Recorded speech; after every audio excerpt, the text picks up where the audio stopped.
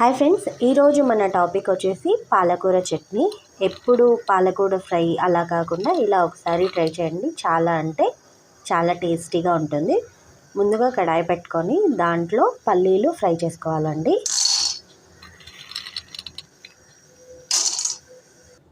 ఇలా పల్లీలు బాగా ఫ్రై చేసుకోవాలి. తర్వాత పచ్చిమిర్చి ఫ్రై చేసుకోవాలి. ఇందులోకి ఆనియన్ వేసుకోవాలి, కొద్దిగా ఆయిల్.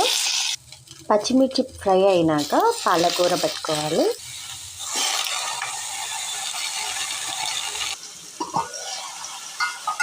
పాలకూరలో ఇలా వాటర్ అంతా పోయి ఫ్రై అయ్యేలాగా చేసుకోవాలి.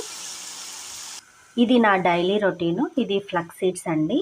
ఫ్లక్స్ సీడ్స్ని కొంచెం ఫ్రై చేసుకొని మిక్సీ పట్టుకొని ఇందులో బెల్లం యాడ్ చేసుకోవాలి. బెల్లం యాడ్ చేసి ఇంకొకసారి గ్రైండ్ చేసుకోవాలి.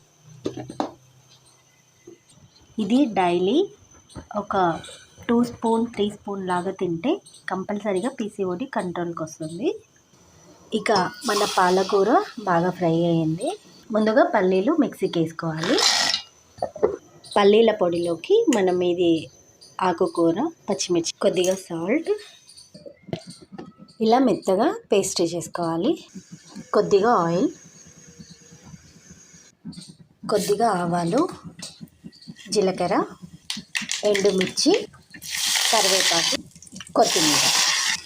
మన తర్వాత మగ్గినాక ఇందులో ఫ్రై చేసుకున్న పాలకూర వేడి వేడి చపాతీతో కానీ లేదంటే రైస్తో కానీ సూపర్ ఉంటుంది. మీరు కూడా తప్పకుండా ట్రై చేయండి. నా వీడియో కనుక నచ్చితే లైక్ చేయండి.